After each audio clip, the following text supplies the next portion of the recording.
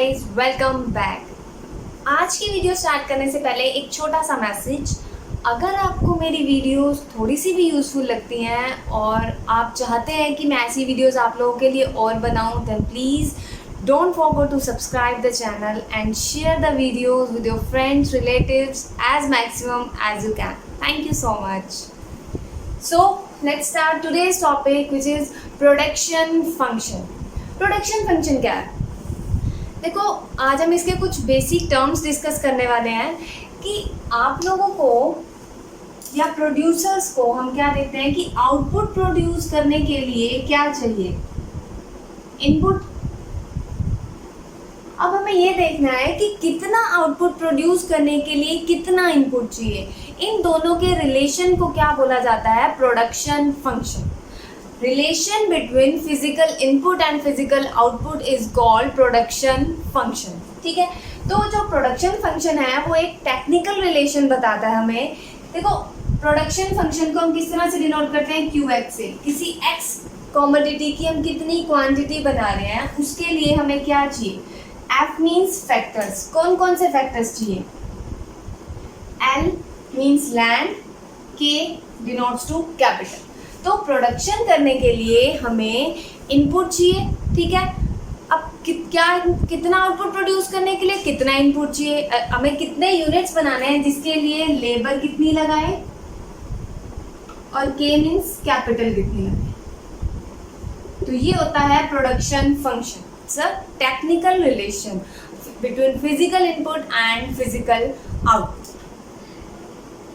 Suppose मुझे किसी product के 40 यूनिट्स प्रोड्यूस करने हैं, तो 40x, किसी x कमोडिटी के मुझे 40 यूनिट प्रोड्यूस करने हैं, तो उसके लिए फॉर एग्जांपल मैं 5 लेबर लगा रही हूँ और 6 यूनिट मैं कैपिटल लगाऊंगी।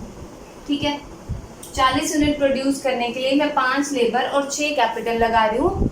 इसको जस्ट हमने एज्यूम किया है। ठीक है, कि हम इसको किस तरह से डिनोट करते हैं, किस तरह से इसको हम एक्सप्रेस करते हैं, किस तरह से हम इसको लिखते हैं। तो ये है आपका प्रोडक्शन फंक्शन का meaning. Relation between physical input and physical output is called production function. देखिए, अभी मैंने आपको बताया कि हमें आउटपुट प्रोड्यूस करने के लिए इनपुट की ज़रूरत होती है, और उस इनपुट के अंदर मैंने 2 फैक्टर्स कंसीडर किए, लेबर एंड कैपिटल। ठीक है, तो अब हमें ये देखना है कि जो फैक्टर्स हैं वो भी 2 तरह के होते हैं, fix factor and variable factor. Fix factor and variable factor.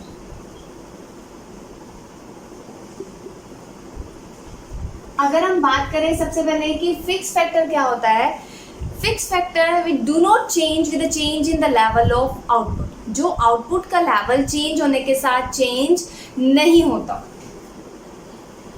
Do not change with the change in the level of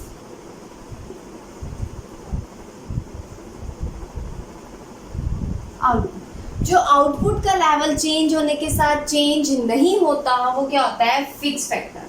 ठीक है, और variable factor change with the change in the level of output. जिसको हम output का level change करने के साथ change कर सकते हैं वो होता है वेरिएबल फैक्टर। अब इसके अंदर हम 2 तरह का टाइम पीरियड कंसीडर करते हैं, short time period and long time period. Short time period बहुत ही कम टाइम होता है। अगर शॉर्ट टाइम के अंदर हमें अपनी प्रोडक्शन को इंक्रीज करना है तो हम फिक्स फैक्टर को चेंज नहीं कर सकते। हम प्रोडक्शन किसकी हेल्प से करेंगे? With increase in the level of variable factor. For example देखो, आप 40 यूनिट्स बना रहे थे किसी प्रोडक्ट के, ठीक है, जिसके अंदर आप 5 लेबर लगा रहे थे और 6 कैपिटल लगा रहे थे। ठीक है, अगर आपको 5 यूनिट और बढ़ाने हैं, ठीक है, 45 यूनिट्स प्रोड्यूस करने हैं, ठीक है, तो आप शॉर्ट टाइम पीरियड में, शॉर्ट टाइम पीरियड जो होता है वो बहुत छोटा होता है, तो उसके अंदर आप लैंड या कैपिटल को इंक्रीज नहीं कर सकते, क्योंकि इतने कम टाइम पीरियड में लैंड या जो फिक्स फैक्टर होते हैं उनको इंक्रीज करना पॉसिबल नहीं होता है। ठीक है, तो उसके लिए हम क्या करेंगे? लेबर इंक्रीज कर देंगे। मान लो 5 की जगह मैंने 7 यूनिट क्या लगा दिया? लेबर, और फिक्स फैक्टर को मैंने क्या रखा? फिक्स्ड। ठीक है, मीन्स जिसको मैं चेंज नहीं कर सकती उसको मैंने क्या रखा है? फिक्स्ड। तो इसको हम प्रोडक्शन फंक्शन उसके अंदर कैसे डिनोट करेंगे, QX is equals to FLK, के ऊपर बार आ जाएगा। इसका मतलब क्या होता है कि जो ये फैक्टर है कैपिटल है वो क्या है, फिक्स्ड है, ठीक है, इसको हम चेंज नहीं कर सकते। If you want to increase the production of units then you have to increase a variable factor, ठीक है। तो आपको क्या करना होगा, वेरिएबल फैक्टर को चेंज करना होगा, वेरिएबल फैक्टर को इंक्रीज करना होगा, ना कि fixed factor. Got my point? And the next is TP, that is total product. Total product क्या है, total product is a sum total of output produced by the all unit of variable factor along with some constant amount of fixed factor. What it's mean कि fixed और variable factor की help से मैंने जितने भी output produce किया उसका सम, उसका टोटल क्या कहलाता है, total product. For example producer ने फिक्स फैक्टर के साथ साथ कुछ वेरिएबल फैक्टर्स लगाए, ठीक है, मैं बोल रही हूँ कि एक यूनिट के साथ फिक्स फैक्टर के साथ उसने 6 यूनिट वेरिएबल फैक्टर लगाया, ठीक है, तो वो टोटल प्रोडक्शन करता है। फॉर एग्जाम्पल तो टोटल प्रोडक्शन क्या कहलाएगी, पहले उसको हुआ for example 10, 12 plus 8 plus 10 plus 10 plus 10, ठीक है, तो इसका सम क्या कहलाएगा, 10, 20, 30, 40, 40 और 20 सम, तो 60 यूनिट्स जो आया वो क्या है, टोटल प्रोडक्ट, ठीक है। तो TP क्या हुआ, फिक्स्ड और वेरिएबल फैक्टर की हेल्प से जितने भी यूनिट्स प्रोड्यूस किए जाते हैं उन सभी यूनिट्स का सम क्या कहलाता है, टोटल प्रोडक्ट, ठीक है। अब टोटल प्रोडक्ट को हम AP इंटू L, मतलब average product into variable factor, labour क्या है, वेरिएबल फैक्टर है, तो इसको ये फॉर्मूला हमारा बनेगा जो आपको मैथमेटिकली जो आपके इसके अंदर प्रैक्टिकल क्वेश्चंस आएंगे उसके अंदर आपको हेल्प मिलेगी। वो कैसे होगा वो हम नेक्स्ट वीडियो के अंदर देखेंगे। तो अभी हम देखते हैं that what is AP, that is what is average product. And the next is average product and marginal product. This average product. Average product is a per unit output of variable factor. Variable factor से per unit output consider करना that is called average product. Average product को कैसे calculate करते हैं? Total product divide by L. For example, हम previous example ही लेते हैं. Total product हमने कितना unit बनाया? 60. कितने लेबर लगाए थे? 6 unit. It means तो एक लेबर ने कितना output produce किया?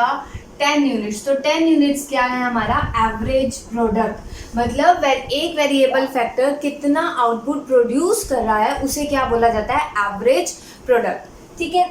Next is marginal product. Marginal product क्या है, change in TP when more unit of variable factor is used. जितने भी वेरिएबल फैक्टर हम लगा रहे हैं उससे हमारी जितनी भी प्रोडक्शन हो रही है, ठीक है, उसमें अगर हम और variable factor means labour add कर देते हैं तो उससे हमारी टोटल प्रोडक्ट के अंदर जितना भी चेंज आता है, रिपीट कर रही हूँ, वेरिएबल फैक्टर को इंक्रीज करने से टोटल आउटपुट में जितना भी चेंज आता है, TP में जितना भी चेंज आता है वो क्या कहलाता है, मार्जिनल प्रोडक्ट।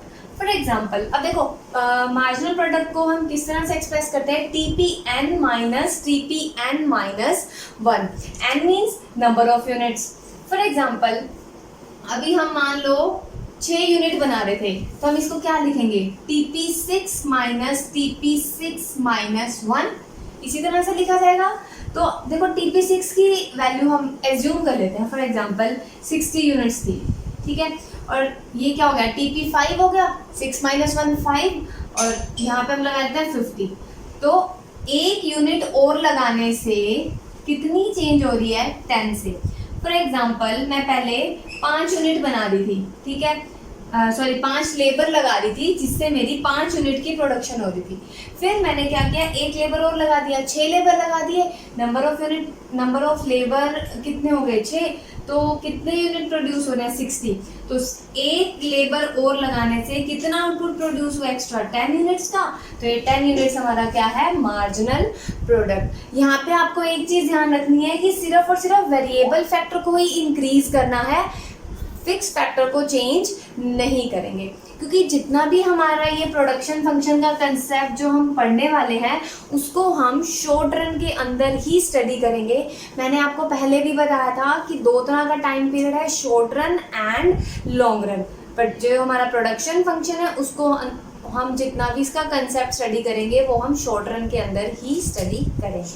तो प्रोडक्शन फंक्शन क्या है, किस तरह से उसको एक्सप्रेस किया जाता है, क्या उसका फॉर्मूलाज है, कैसे उसका टेबल और डायग्रामेटिकली उसको हम प्रेजेंट करेंगे, वो होगा नेक्स्ट वीडियो के अंदर, तो देखिएगा ज़रूर। Thank you so much. Thank you for watching. अगर आपको वीडियो पसंद आया then don't forget to like, subscribe and share. Thank you so much.